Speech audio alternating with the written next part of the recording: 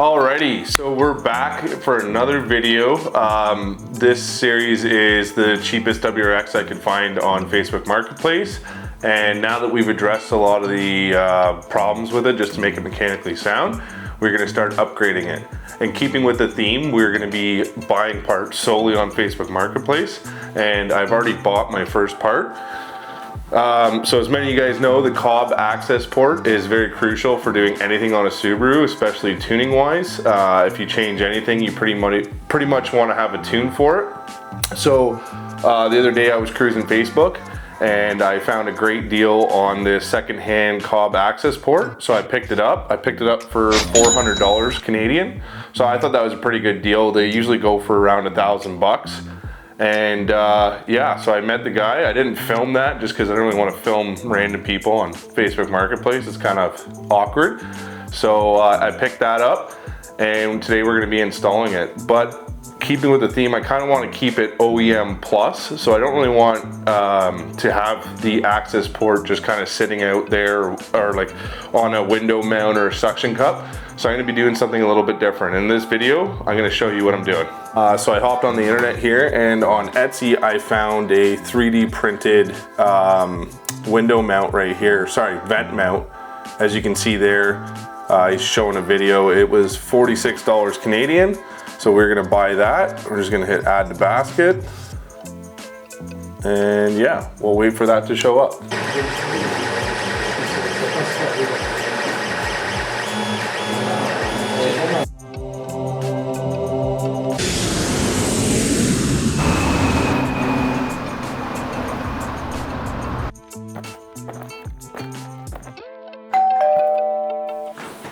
Okay, so from a little help with YouTube magic there, as you've seen, we got our part printed and it has shown up. The quality is actually really good. Hopefully the camera will focus on this. It looks very like the OEM finish, which is good and which I wanted. And as you can see, this will replace your vent mount in your on top of your dashboard there. And then the Cobb Accessport sticks in there like that. Everything's held. You still have vents on the back too, so there still air can get out for the defrosting of your windshield. And it also came with a cord, the Cobb Accessport, and that just slides in here. And as you place that on, it'll just automatically connect. So now let's go to the garage and let's get this installed. Okay guys, so we're going into the garage now. We got the car here. I got my new lights installed. Hopefully it's better quality lighting. And we have our Accessport and our vent mount, as I showed you before. And now we're gonna go, first step, take out the old one, and then I'll show you how to do that. There's kind of a way to do it. And then we'll install this and install this on the car. Okay, so now that I'm in the car, I'm gonna use a trim tool like this that's plastic so I don't scratch my plastic finish here. And don't try and take it from this corner or these sides or anything like that. I tried that and it will not come out. The only way to really do this is if you take your finger and just lift that mount up. It gives you a little bit more space right here. And all you're gonna do is slide your tool in there. It's kind of hard to do this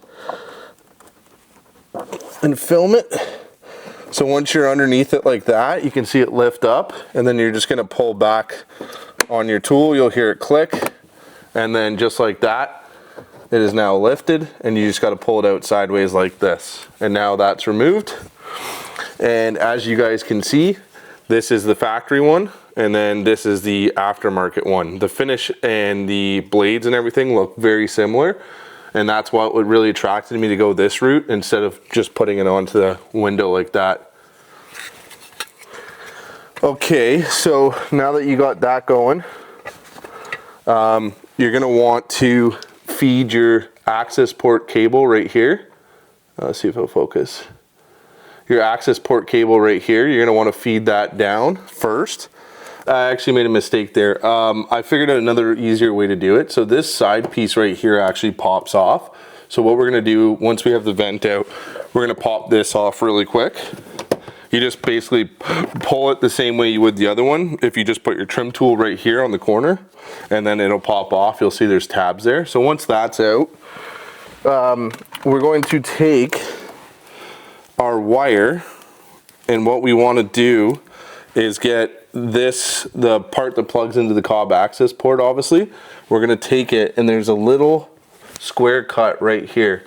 If you put both your fingers in the vent facing towards the A-pillar, and you put it right in that little area, it's hard to show you on camera.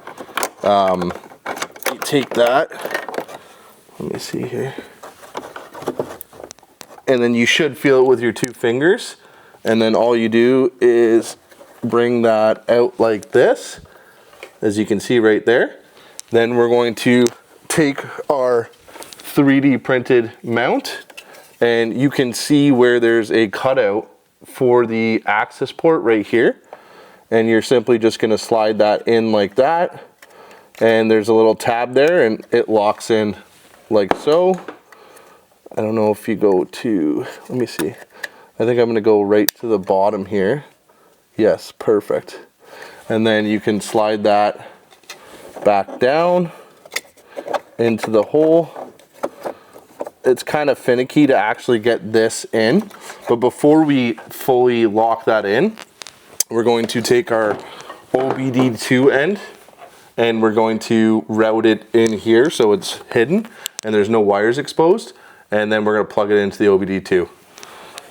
So I'm simply just going to find a spot down here and drop that down like so, and just like that, I don't know if you can see, but I have my OBD2 port right here, and I just routed it through the side panel here, and then you can pull the slack out, and what I'll do is I'll end up zip tying this together, just the excess, or like a wire tie or like a Velcro, anything to hold this from coming down underneath by your pedals. Obviously you don't want that, and so I'm just going to do that really quick. Get this in here, and now I'm going to plug it into the bottom of my OBD2 port, which is located somewhere right here underneath the dash. Let me just find it. Okay, so just to show you guys, I have the wire in the 3D printed vent mount. I have opened this panel, and right up there is where you put the cord, and then down here I tied that all up and I plugged it into my OBD port, which is right here. And now I'm not going to put this side cover on just yet. We're going to get this flush mounted and actually install the Accessport. Okay guys, so just like that, the Accessport is installed. You can see the vents back there, and it just slides on. You'll hear a little click when the tabs engage, and now you can put your side piece back on. Reinstall your side piece. All you're going to do is just put this in here like that. Okay, so now that we're in the car, we have the mount in there, and we have the Cobb Accessport.